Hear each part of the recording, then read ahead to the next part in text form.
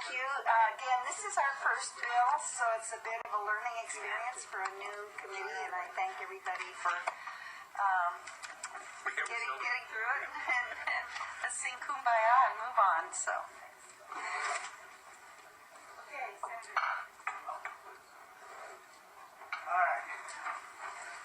LD 105. And Senator Libby is here. It's an act to enhance the competitiveness of Maine's biomass facilities by exempting from waste handling fees certain construction and demolition debris.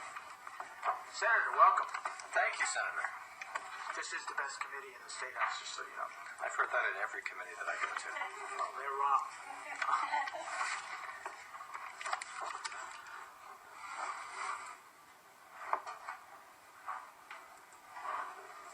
No, this looks like a very nice committee. Thank you for having me this afternoon. Senator Saviello and Representative Welsh, members of the Environment and Natural Resources Committee. I'm Nate Libby, and I proudly represent the people of Lewiston in the Maine State Senate. I'm here today to present LD 105, an act to enhance the competitiveness of Maine's biomass facilities by exempting from waste handling fees certain construction and demolition debris. This bill seeks to create a limited exemption from waste handling fees for biomass facilities that produce non-toxic material at the end of their energy production process, and only if this material is used for daily top cover at landfills. I am familiar with this issue because Re-Energy, a biomass company with multiple facilities throughout the state, operates a facility in my city of Lewiston. Re-Energy is required to dispose of residue that they process, also known as construction fines. That residue can't be used at their facility, but it is required material for landfill cover. So it is usable material, just not for Re-Energy itself. However, even though it is usable and necessary for landfills, they have to pay a fee to dispose of this material. This fee costs the company hundreds of thousands of dollars annually and makes it very difficult to operate this facility on necessary margins. Since this material is necessary for daily cover at landfills, I struggle to understand why the producer of this material is required for landfill daily cover must pay this fee.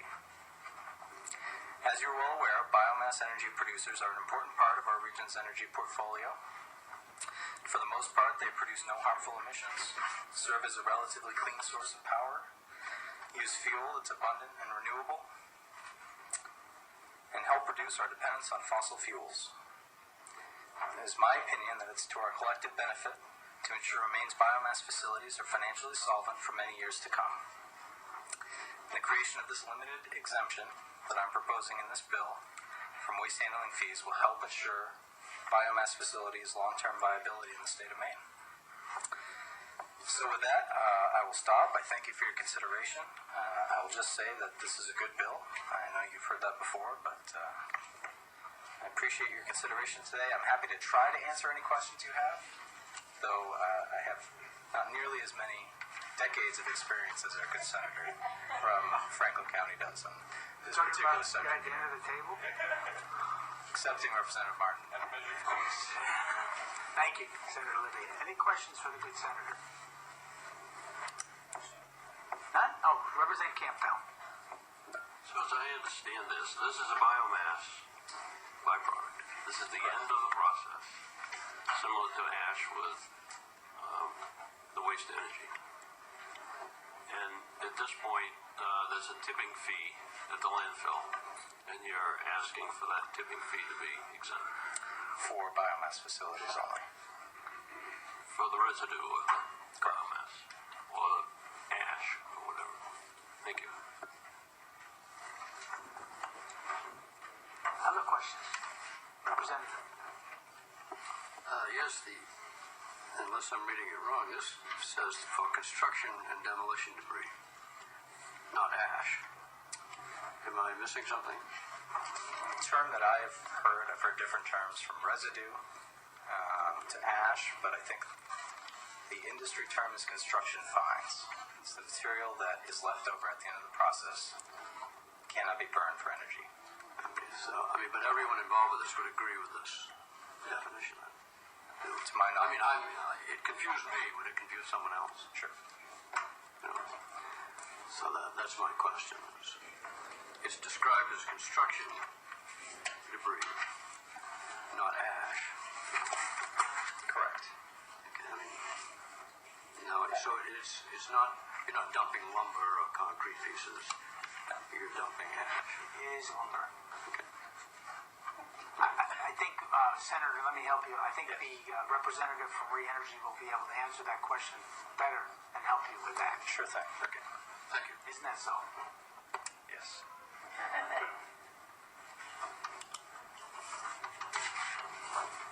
Any other questions of the good senator? Thank you. Now we'll have the department. Would you like to share your wisdom with us?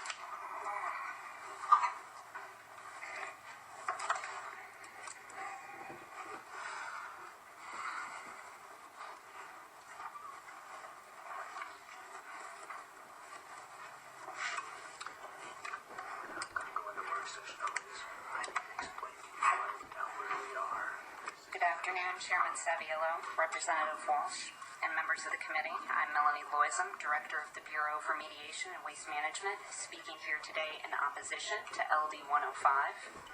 We oppose LD 105 because it would undercut the municipal payback program that has enabled us to start repaying our unpaid debt to municipalities that did the right thing to protect groundwater around their landfills. LD 105 will not help Maine's biomass facilities. They do not pay the fee that is the subject of this bill.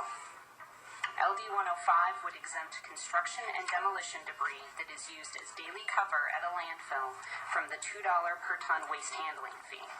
Daily cover is required on the active cell of a landfill to reduce odor and to reduce disturbance of the waste by wind and animals. Landfill operators typically use soil or wood chips for daily cover, which is often replaced with oil-contaminated soil and processed construction and demolition debris instead of those virgin materials. These materials would most likely be disposed of anyway due to higher levels of contaminants such as lead and other metals, but they can still be useful at the time they are disposed. The waste handling fee for construction and demolition debris found in Title 38 of the Maine Revised Statute, Section 2203-A, was established by Public Law 2011, Chapter 544, an Act to Stabilize Solid Waste Funding. The fee was created to fund the reimbursements to municipalities that close their landfill because they are contaminating groundwater, and for those that need to conduct remediation of their closed landfill when problems arise with leachate or gases. The Municipal Landfill Enclosure Program was originally established by statute in 1988 to accomplish the prompt closure of solid waste landfills which, through inappropriate siting, inadequate design and construction, or improper operation, pose an actual or potential hazard to the environment and public health.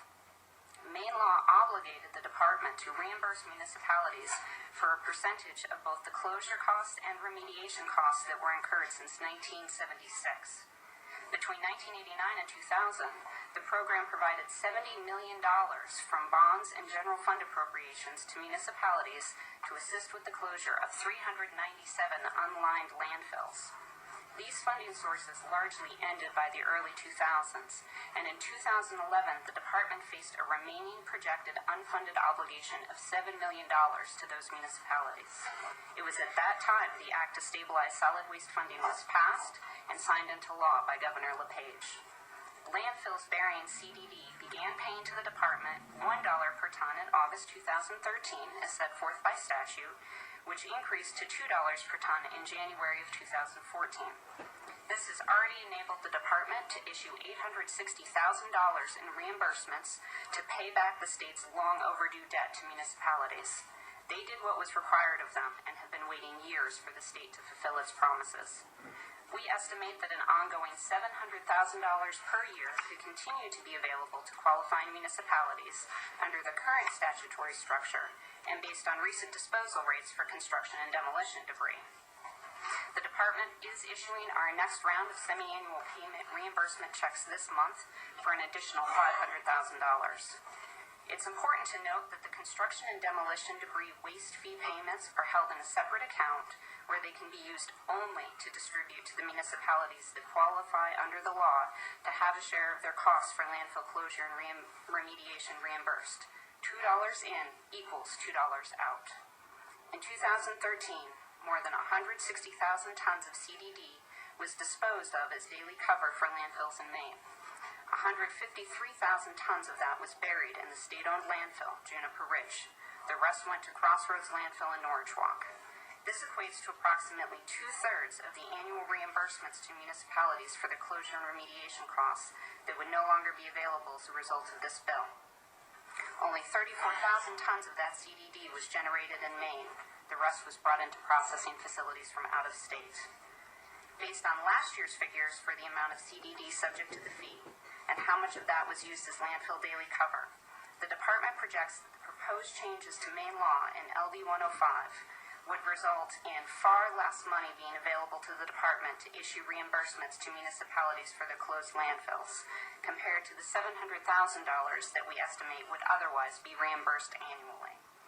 Since the department resumed issuing reimbursements in 2014, additional municipalities have submitted requests for reimbursements of their closure and remediation costs, and more are expected. Our current obligation to towns is $6.2 million as a result of the amount we've already been able to reimburse. If the municipalities had no more costs that qualified for reimbursement under the program, with this bill, it would take the department far longer to repay our debt to those municipalities. I hope this information is helpful to you in considering the impact of this bill, and I'm happy to answer any questions you may have. Questions? Representative Martin. Thank you very much. As I take a look at this, it appears that in 2013, one of the years I was not here, the state took it upon itself to raise money in order to pay its responsibility for those facilities that had not been covered over. And in the past, prior to 2013, the state was funding it out of general fund to pay for those municipalities, as I remember, to pay for the coverage of the old landfills that remained out there. So what I guess the legislature did was to find a method to raise the tax without creating a general fund obligation. Is that my impression? The one element I would add to that is I believe that the $79 million that was previously reimbursed, that the majority of that funding was through bonds. That it was a much smaller portion that was the general fund. Right, which is general fund money.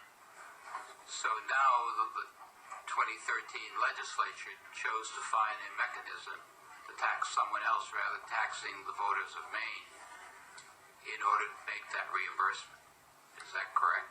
The fee is now charged to those entities that are disposing of construction and demolition debris. Right. Okay, and I'm just trying to get a feel for the logic, and I don't know whose bill it was. But it's an interesting way to raise funds when in the past all the other landfills were covered by the taxpayers of Maine. And in this instance, we find a mechanism to find the money, as I guess some other way, and that is to put a fee. I mean, I don't mind raising fees or taxes, don't get me wrong here. I have a pretty good history of doing both. And your question is? So the question is, I maybe at some point I'll get the logic as to why it was done this way, and at some point in a work session I'll ask the good representative Hudson how to get to that point. Good question. Any other questions? I have one. Making sure I understand this correctly. You say that the biomass plants are not paying the fee. The landfill is paying the fee. Correct. It is the landfills that submit the fee payments to the department. So do they bill back the energy companies? you would have to ask them that. Okay. So, but right now, as far as you're concerned, the check comes into the state from the landfill management. The Correct. landfill that takes this material. Representative Duchesne, since you started off. Yes, thank you, Senator. When we had this bill originally, the appeal was that there was fees on all solid waste except for some exempted municipal solid waste from some communities, and that was it. And CDD was the only things that were exempted from Solid Waste Management Fund. The appeal when this was passed was most of the CDD that was exempted was also being imported from out of state. So the folks who were getting the free ride was imported waste, and that's what made it attractive at the time. And I believe that happened while both Representative Martin and I were here, and I appreciate his vote for that bill. But do you have any current statistics about the waste sources right now as they are being recycled and head off the landfill? Unfortunately, as I mentioned earlier this morning, our 2014 data from the facilities has not been submitted, so I don't have comprehensive 2014 information. But based on the information that we have for 2013 for the materials that were used, that were disposed of, our estimates are that only about a fifth of what was disposed as CDD in Maine came from Maine generators. The remainder was from out of state, but that it was processed prior to disposal. So what we're talking about in terms of alternative daily cover, to the question earlier, that is the residue after the materials have been processed. Other questions? Representative Martin, do you have a question? Yeah. When the bill was passed in 2013, 2011. You weren't here. I was here in 2011, Oh. No. but it was the structure that one. Yeah, it was passed in the second part of the second. It was the second year after we negotiated between Bob and I to get that number, that fee in there. I don't recall it. We didn't tell you. Obviously, If didn't you'd tell been me. on, if you'd been on this committee, you would have been in the know. That's true. Isn't that so? I'll get even. I know. Any other questions? Oh, boy. All right. Thank you. We appreciate it. Now, we'll go to those that would like to testify in favor of this bill. Oh, citizens first. Seeing none. Anybody that is a lobbyist or member of that business group would like to testify in favor of the bill, please come right up.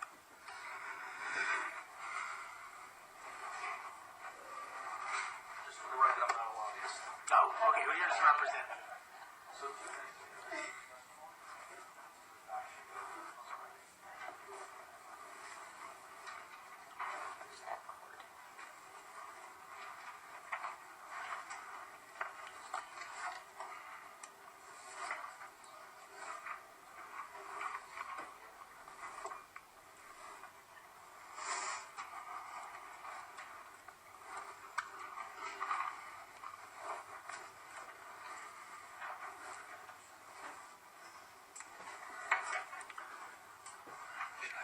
No, you can go ahead and start. Go ahead and start. Okay. We listen to you rather than read. Okay, well, thank you. First off, good afternoon, Senator Saviello and Representative Welsh and other members of the committee. I'm here to speak in favor of LD 105. My name is Rich Geiser. I'm an employee of Re-Energy Holdings. We actually have two divisions in our company. One is the biomass or energy division, which I think is leading to a little confusion today, at least with the title of the bill. And we also have a recycling division. The recycling division is what I manage for Re-Energy Holdings, and we have 4 facilities. We have one in Massachusetts, eastern Massachusetts, 2 in southern New Hampshire, and our most recent acquisition, which was in August of 2013, is the Lewiston facility. So you'll see the testimony. I'm going to kind of go, I'm not going to hit every line item that's on there, because I think this could generate some questions relative to this particular bill that I'd be happy to answer as we go through here. With respect to the biomass side of our business, we do have 4 facilities in Maine. We do generate a lot of electricity. We do consume a lot of green wood chips, some limited amount of CDD wood, which again generates from our facilities. It was a change in legislation that changed the price of energy generated from CDD that came out of Connecticut. So that kind of impacted our business, which made it less desirable for our biomass facilities to burn CDD that we generate from our facilities. We have developed other markets in the meantime, and that was legislation that came back in mid-2013. Since we've acquired the facility, again, this is our fourth one. Today, we're the largest C&D recycler in the Northeast. We touch annually about 700,000 tons of C&D material. Going back to, since we've acquired the facility, I would tell you that, our mission in life as a company is to be renewable, sustainable practices in how we manage our business. We're all about doing what we can to limit the amount of material that we put into the landfill. And to that regard, I think we're lockstep with DEP and what their mission is as far as reuse, reduce, and recycle waste. Since we've acquired the facility back in 2013, we've made changes which really have applied technology and practices that we employ at our other facilities to increase the amount of wood that we recover, increase the amount of metals that we recover, and we're actually looking forward to doing more of those kinds of things at our Lewiston facility. I think if we look at the maturity of the technology that's at our different sites, I'd say Lewiston is at the lower end of that and has opportunity for additional capital investment to, again, recycle, reuse material, and reduce the amount that goes into the landfill.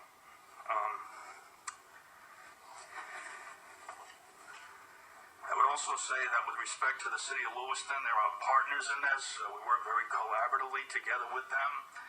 The benefit that we bring to the city of Lewiston, monetarily, it's about $300,000 annually. They get that pretty much in two ways. One is free disposal of their material, their C&D and their oversized bulky waste material. We handle that for free. There's a lot of demo work that takes place in that city as it's trying to renew itself. We take the demo material from the city of Lewiston for free as well.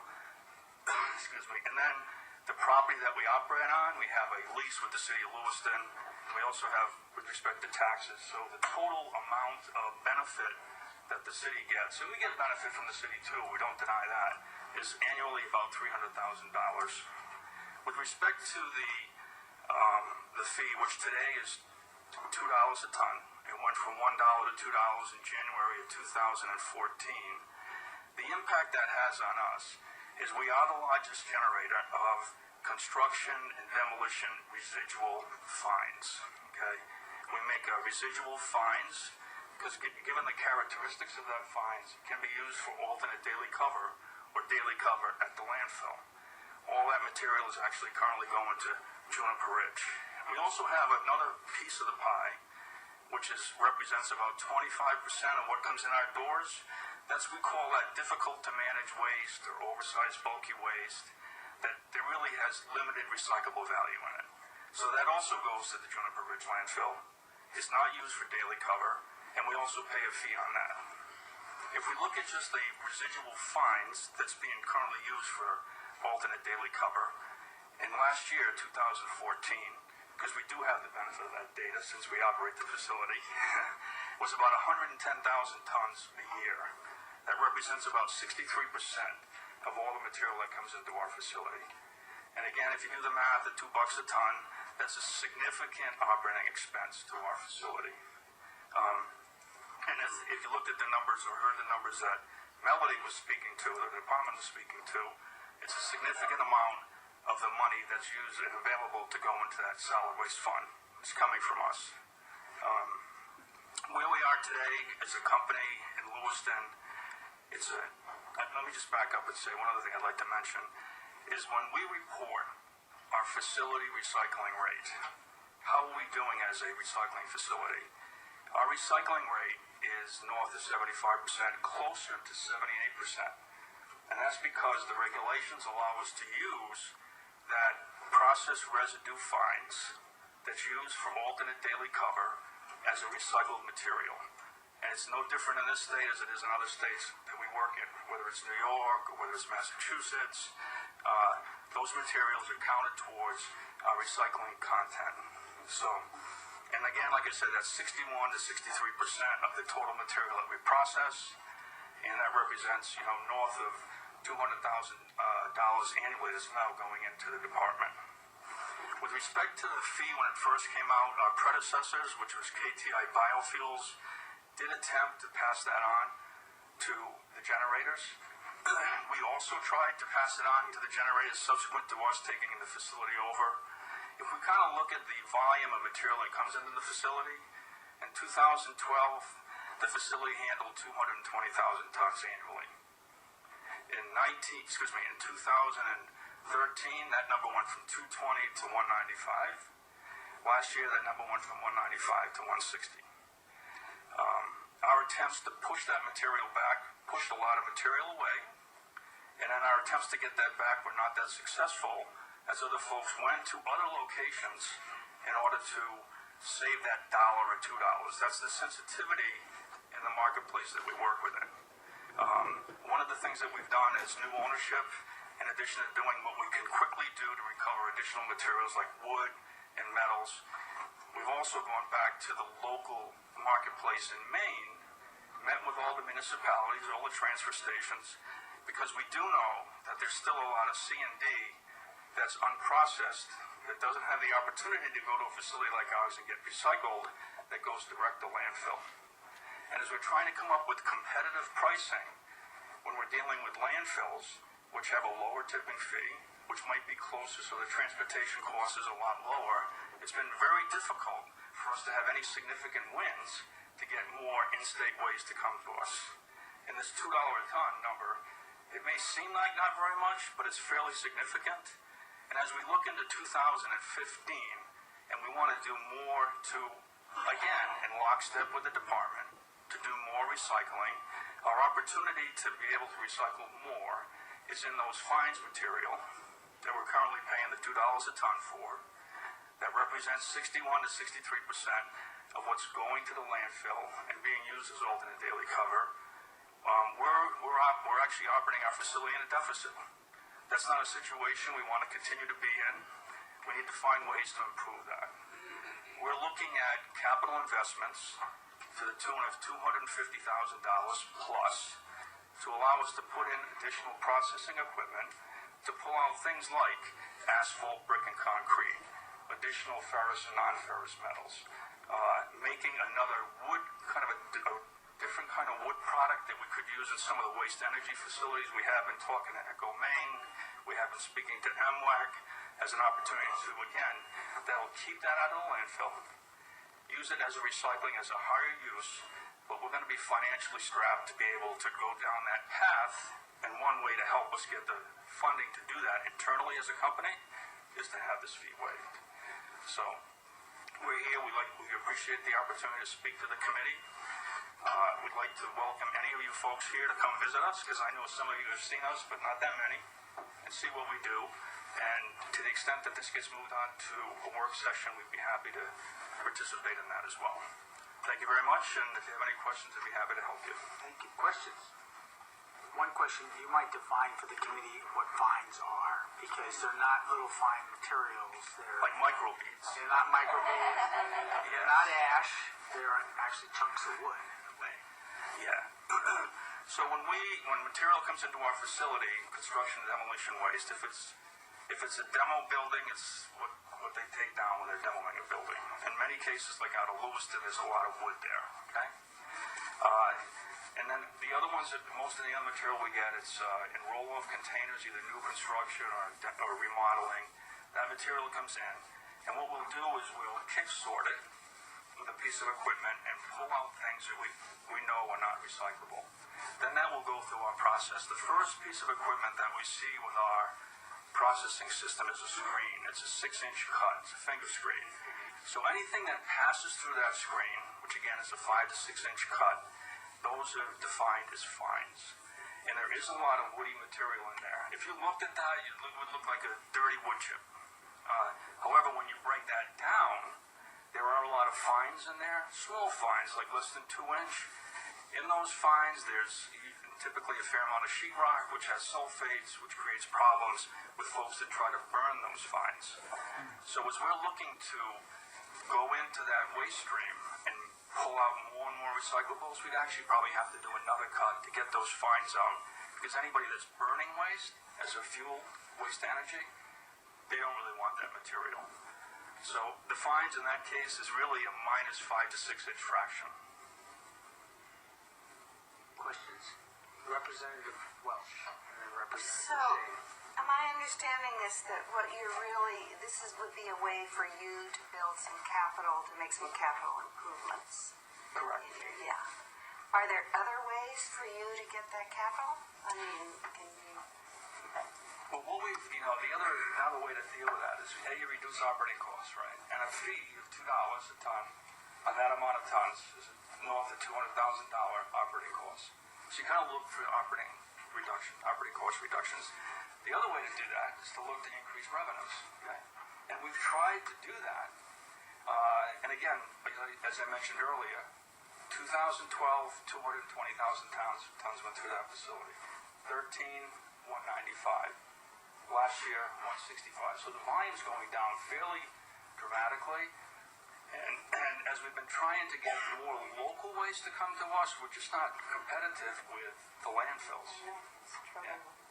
It's been difficult. And it sounds like it's a couple of dollars. Like one of the things that the department mentioned earlier this morning about one of their initiatives being carpeting.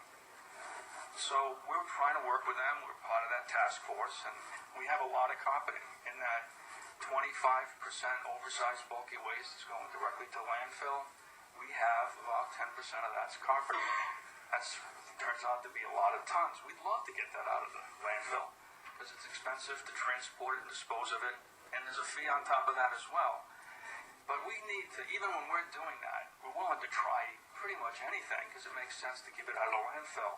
But if our cost to do that is more than our avoidance, there's really kind of not a lot of incentive for us to really jump on that bandwagon. But we think that we might be able to accomplish that, so we're willing to work with some of the local waste energy facilities and also the department to make that happen. I don't know if that answers your question specifically. Representative Shea. Thank you, Senator. The way the bill is written, the exemption would apply to waste that is used for the purpose of required daily cover at a landfill. Do you know how it's going to be used once it goes through the gate of the landfill? Or is it just assumed that all the fines you deliver are going to be used as alternative daily cover? All of it? Yes. Yeah. We work closely with the folks that operate that facility, and that is what it's used for. And quite frankly, they want the material. It's an alternative to having to buy or use virgin material. So they wanted enough to give you a price break? We have not offered that. There are other ways that can be used as well, waste energy, ash, dirty dirt, contaminated soils and stuff. But they're all paying the fee too. They are. And I think actually the fees for some of those products is even higher than the $2. Up to $25 a ton for contaminated oil. It's even higher, yeah. When you purchased the facility, the fees were already in place. They were. So this doesn't come as a surprise. I'm guessing that the rationale for being able to produce fuel for your own biomass boilers was a good synergistic fit. And what really went wrong was Connecticut got squirrely about renewable energy credits. That was a key element. But I will tell you, having been part of the acquisition team that looked at the decision and moved forward the decision to buy the facility, we always looked, and did we have confirmation whatever happened? No, but we always felt that we had a reasonable argument to either go through the department and get a regulatory relief to that fee or go the legislative route. And that's kind of why we're here in front of you today. Other questions? Representative Campbell. Thank you. So, I'm trying to understand the process. I haven't been to the facility. I'd like to visit at some point. But so these are pre-processing. These are fines that it's not residue. I don't know what the terms may be interchangeable, but this is, you shake it down, and this process is just as it enters the door, only small. I would say they're interchangeable, those two words, as it relates to our facility. because it doesn't really go to market, it goes to a line landfill where it's used in the landfill operation. Okay, it's a residual material that comes out of our processing facility. So it's a process residual, which is what that initial bill put the $2 on. Whether it was unprocessed material or it was processed material. I think part of it, to your point, Representative, was that, if they could just kind of get a free ride and bring in all this out-of-state waste, at least they had to stop somewhere, like the facility that we acquired. And through processing, because it's a processed residual that's manufactured or produced in the state of Maine, it could go to the Maine landfill. And that $2, it had an effect of pushing out Massachusetts material. And our numbers have gone down, as I mentioned, from 220 in 2012 to 165 today. And, these facilities typically, like all of our facilities, they're volume-based. You need a certain minimum volume for this thing to make sense. And we'd love to try to make that up through getting more local material, but if a municipality who's struggling to pay its bills can save $1 or $2 by going to a landfill, that's where they're going to go. And we can't really blame them for that. So to your point, either look to raise revenues or reduce costs. Waiving this fee doesn't get us to where we need to be. We're still going to be negative. We're still going to be in the red. But this will give us some of the capability to do some of these other things that we want to do, which is to further recover and recyclables out of those fines. And we're also looking at the oversized bulky waste, because I think there's other opportunity in there with having more burnables that the waste energy facilities could use, particularly in the winter, like today, where their waste volumes are way down. Representative. I'm still not clear. This is product it's a small piece of the biomass to energy that you then burn. It's not the ash. It's not the end. No. It's the small pieces that fall through the 6x6. Correct. It's this big. That big. If I could maybe try to clarify that just a little bit. It's about as big as a phone, some of the pieces. If I could just maybe try to clarify this a little bit. So 100% of the material comes into our processing plant. We go through 10% of what came in, not in the fines, we recover that as wood fuel. That wood fuel gets ground and then goes to a biomass plant. Like Sappy, like Lincoln, like... It's considered clean fuel. Right? It's considered clean fuel. And has to pass a very rigorous test with respect to the amount of fines that's in it, with respect to treated wood that's in it. Can't have a lot of non-burnables in it. That represents about 10% of what comes into the door. Not that 61 to 63%, which are these fines. And, listen, we're happy that it gets to go to the landfill and is used as an alternate daily cover, believe me, because that's lower than anything else that's available to us today, with the exception that we've done other things at our other facilities that have been able to mine, recyclable materials and go into a higher use. That's what we're looking to do. Representative Welsh. To follow up on that, so then is that a limited amount of dollars and time you need that? So I guess my question is, could this be, even though I realize you're in the red, but could this be a short-term effort that would help you get that capital to make that investment that would get those? It would be a long-term. It would be long-term recurring thing. We would be looking for that not in a short time window, but for the length of the facility. Yes. Other questions? I got a couple, but I want to make sure everybody gets a chance. First question we heard the Representative Tucker. Yes, I don't understand the grammar of this. It talks about debris. It excludes them from the fee, right? It says a fee may not impose on certain types of debris, construction and demolition debris. And then it narrows it to those used for daily cover. But then it opens it up again. It says, or that is disposed of. So I don't see what the bill does. I don't understand the grammar. I guess I'd have to look at that. So I have to apologize for that. When we looked at the draft language, it just put in a very narrow additional language in there that said used as daily cover. Then there's a or. I think the order was exposed to the other exemptions, which was for the municipal landfills that not having them pay the fee. Although it sounds like as you're reading it, it may not be that clear to you, but there is an order. Oh, no, I'm sure it's my stupidity. Believe me. I'm just trying to understand it. There was an exemption there that already existed for small facilities and municipal facilities, small landfills and municipal landfills. And we're just adding for facilities like us, and we're not the only ones that generate this type of material for use as daily cover, that we would be exempt from paying that $2 fee. But aren't you already exempt? No, we are not. I think, Representative Tucker, if you take out what's underlined and just read what's in the existing law, it may not be imposed on residual from processing or construction, demolition, debris disposed of in a municipal or regional association. So it's already exempt, and so that or just reflects, keeps that intact, and it adds this other underlined statement. Adding another. You follow me? You don't look like you do. No, I don't. Okay. So right now, I don't want to tangle you up.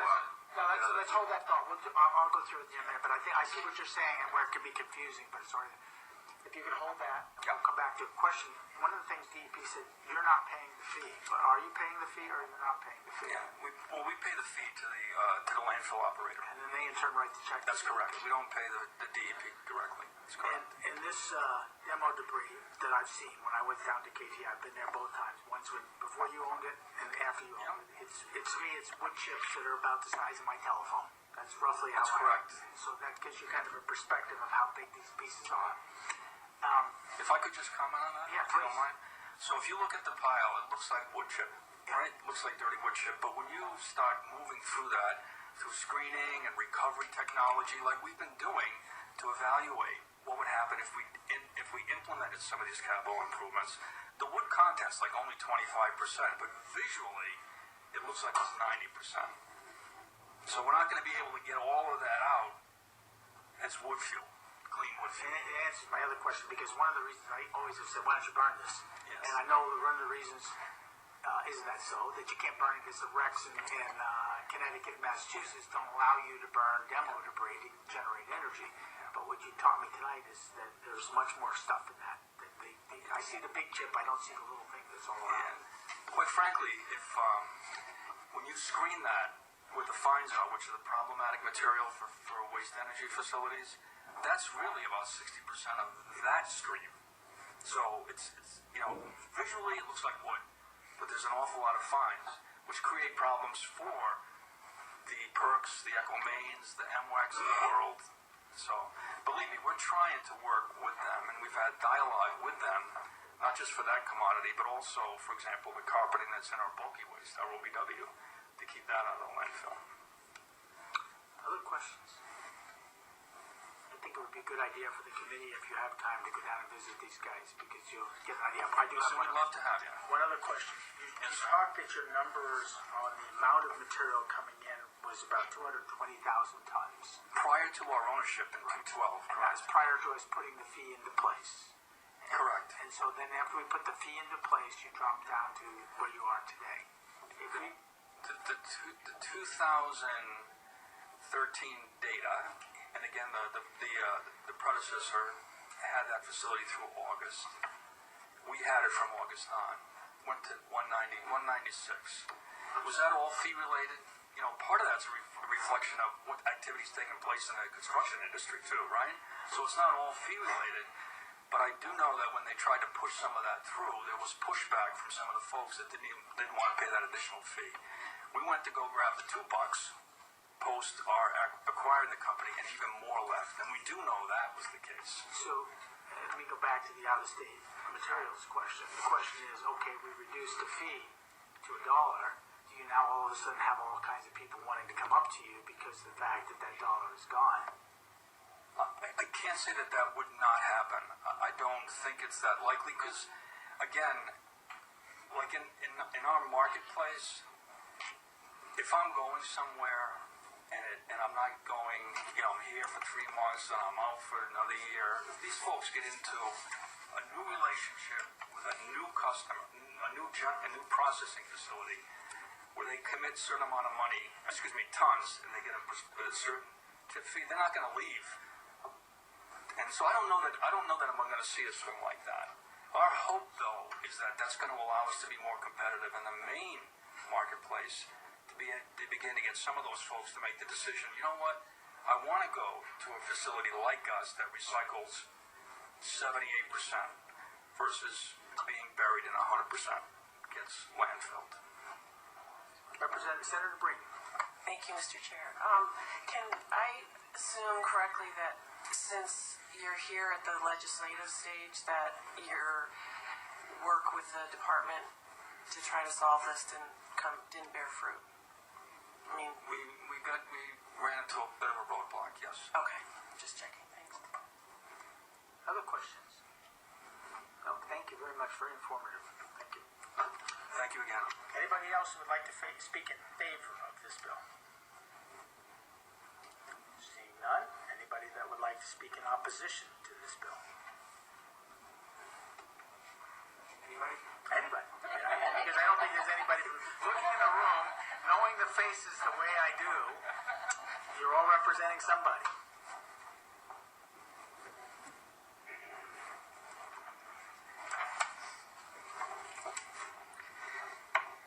Senator Saviello, Representative Welsh, and distinguished members of this committee. My name is Kevin Roche, and I come before you today in opposition of LD 105. I represent EcoMaine. I'm the general manager. For those of you who may not be familiar with EcoMaine, we did give an introduction a couple of weeks ago, but we own and operate a waste energy facility, a single-source recycling plant, and a landfill as well. Our opposition to LD 105 is really based on the waste hierarchy which we are committed to. And I'd just like to make a few points. We feel that this is another exemption, another waiver to the solid waste fees that have been established over the years that do indeed actually help support the waste hierarchy. For example, one of the examples that you've heard me say we've talked about before is the $2 surcharge that is in state statute that is supposed to be charged when somebody puts raw solid waste into a landfill. Since all of these exemptions and waivers has been established, for all intents and purposes, this fee is no longer getting paid. So we have a surcharge and nobody's paying for it. We have this new fee that was created in the 125th, and this would be an avenue, I think, to go down where everyone would receive exemptions to this fee, and that's something that we are in opposition to. I would actually turn, and I know this is outside the scope of this legislation, but I would turn it around and say, let's use this bill to get rid of all the exemptions to all of these fees that are in state statute. For example, the surcharge and the other exemptions that are there as a way to promote diversion of waste from landfills, because I think that's what it's all about. This is really focused on alternative daily cover, and there are alternatives, and I think that this material is a good alternative to using for landfill cover. However, it should still pay the fee. I don't think it's recycling. I don't think it applies to recycling, and although it's a good practice, it should still be responsible for paying the fee that was established just a couple of years ago. And just by the way, also there's a question about ash. We pay a fee we process our MSW through the waste to energy facility.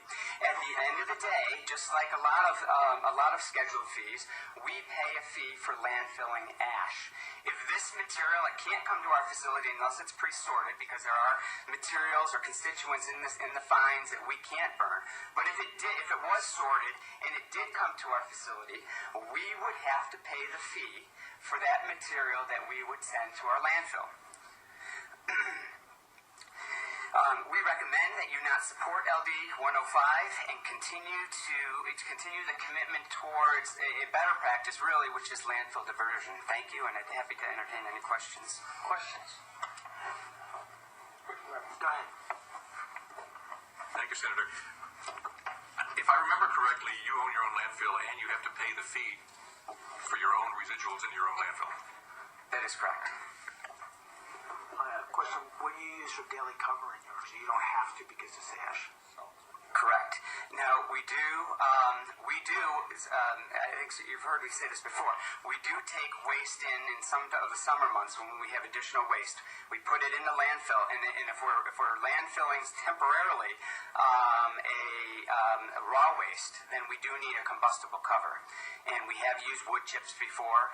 We've used tire chips. We've used carpet fibers, all of the above, as a mechanism to reduce litter and birds and vectors and things like that. And do you pay a fee on that?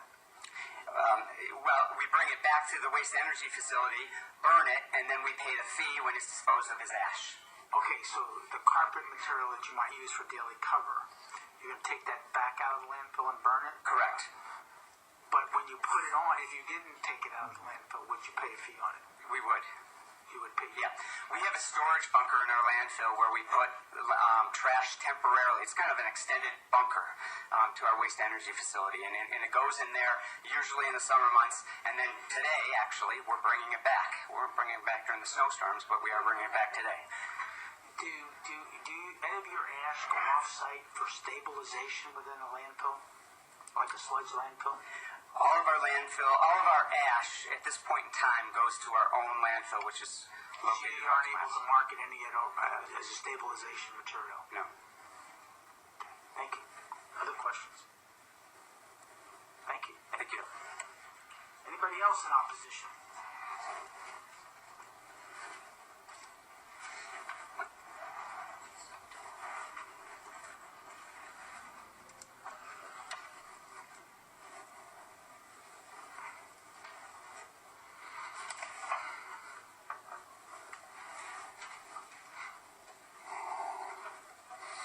Good afternoon, Senator Saviello, Representative Welsh, and distinguished members of the committee. My name is Mark Draper, and I'm the Solid Waste Director for Tri-Community Recycling and Sanitary Landfill, which is located in Fort Fairfield, Maine, in Aroostook County.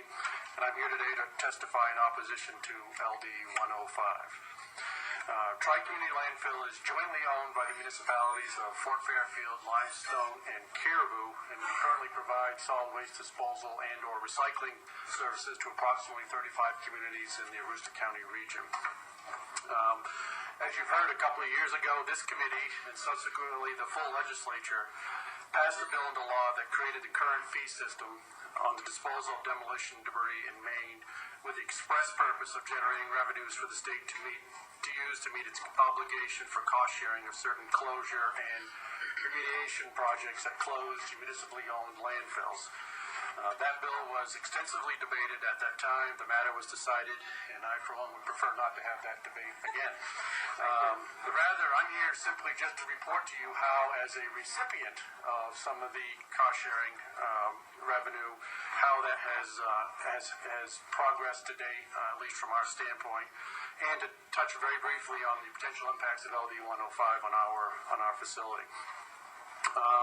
When the fee system was implemented, the state owed Tri-Community Landfill $1,768,827 for projects completed at the landfill between 2005 and 2010. And I should point out this is for a closed section of our an old closed section of our landfill that we do not currently use. Since that time, Tri-Community has received three payments totaling nearly $242,000 for a remaining balance of $1.5 million. Slow progress, perhaps, but certainly very much appreciated.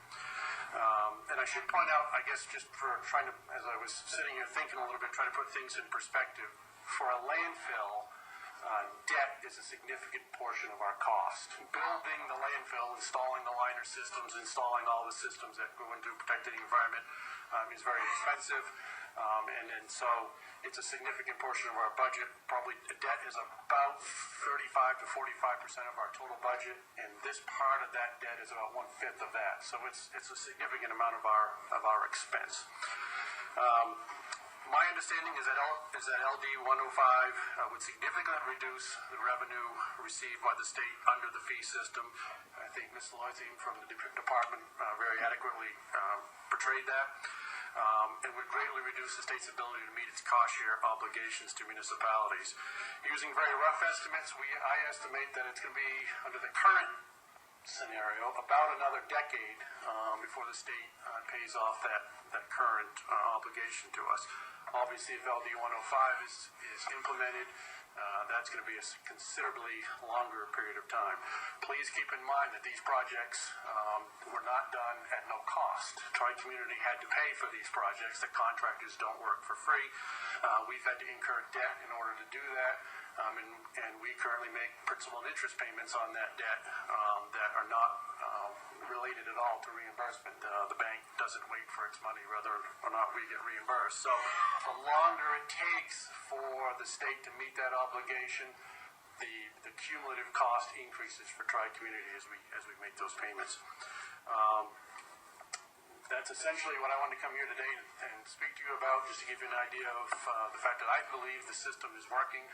And I should also point out that Tri-Community does pay the fee for any demolition debris that we landfill. It's a small portion of our overall waste stream, but we do pay the fee to the state. I'd be happy to answer any questions. I appreciate your time and your consideration.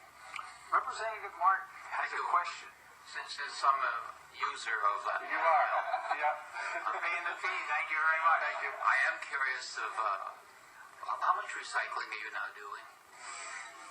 In terms of What goes into percentage, the area? the 2013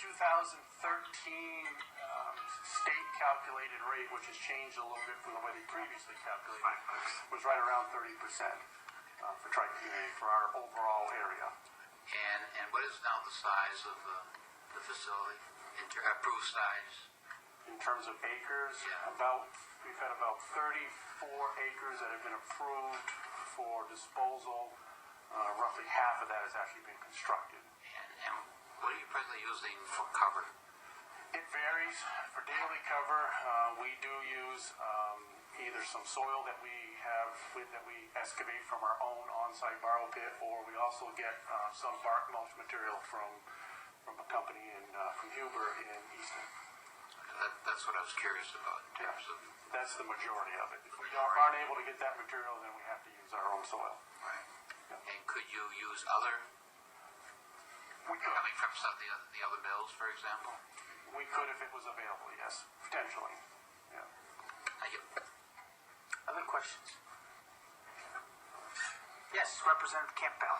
Just to follow on that, other products, sawdust? What do you mean by other products?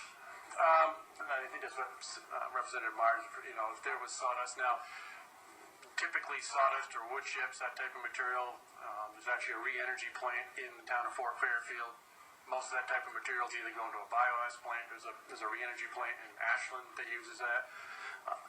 There's a 3,000 head feedlot, cattle feedlot that uses sawdust for bedding.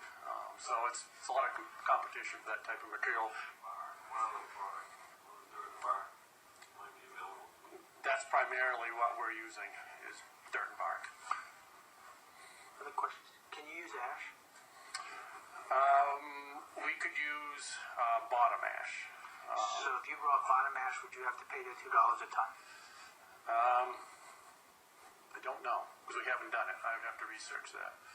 Maybe for a work session, the DEP can let us know whether they would have to pay the $2 a ton for bottom ash. That is a disposal. If $5 a ton. yes, if we landfill it, it's $5 a ton. If they're using it as daily cover, it still would be $5 a ton, correct? Potentially. Again, we haven't done it, so I haven't researched it. My question. Other questions? Thank you very much, Mark. Good seeing you. Same here. Anybody else that is opposed?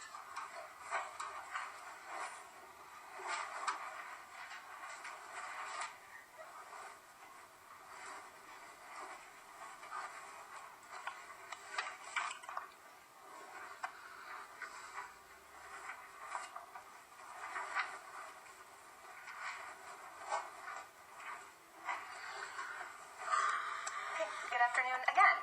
I might be the only person that's testified on both bills today. So, Senator Saviello, Representative Welsh, members of the Joint Standing Committee on Environment and Natural Resources, my name is Sarah Lakeman.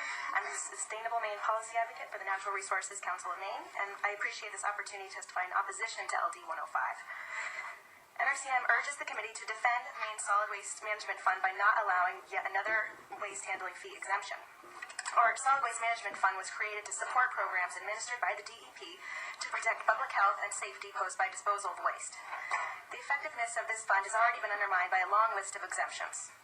By exempting more waste handling fees, like the one before you today, we will further starve this fund, reinforce a bad precedent, and provide a disincentive to reduce and recycle solid waste. For a good recommendation about how to strengthen recycling in Maine and how to support the hierarchy, I would like to refer you to DEP's 2009 proposal to strengthen Maine's recycling effort, and I've attached that to my testimony that you have at your desk. After a thorough review of existing policy strategies, DEP concluded that increasing waste handling fees like these could contribute to more recycling in our state. And similar to what Kevin Rose just said, the report states that removing exemptions and increasing the fees would create an incentive for waste processors to reduce and recycle their waste. Furthermore, DEP proposed a restructuring of the Solid Waste Management Fund to include a new subsidiary account that would accumulate funds from the increased waste handling fees and provide a financial support for municipalities for waste infrastructure improvements. During the months ahead, this committee will have important discussions about what the state can do to help encourage recycling and composting and the upper rungs of the hierarchy. And NRCM urges you to keep DEP's 2009 recommendation in mind and not allow yet another exemption to the Solid Waste Management Fund. And thank you for your consideration of these comments, and I'd be happy to answer any questions. Questions? Thank you. You're welcome. Anybody else who would like to testify against? Anybody that would like to testify neither for or against? Seeing none, I'll bring the hearing to a close. Work session, Dan? We're not going to do it today. When? No. I caught it from him, didn't I? No. I learned. When will we have a work session? A week? That's for us to decide on. Okay, so tentatively next Wednesday, more specifics to follow will be our work session. Yes, sir. When we have next Wednesday, if the department can get some figures for us as to what other facilities are paying for fees and going into the particular account, I think it would be helpful to have. Also,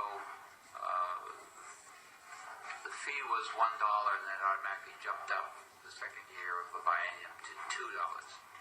Maybe we could discuss the reason why that occurred. At that point, that's not a department issue. Obviously, that would be us. So, thank you. Happy Bob and Tom. All right. Any questions for the good of the committee? All right. Representative Campbell. Just wanted to follow up on the last hearing. This fee is on top of tipping fees? Yes. Thank you. Okay. Tomorrow, anybody have the latest forecast? We're meeting tomorrow.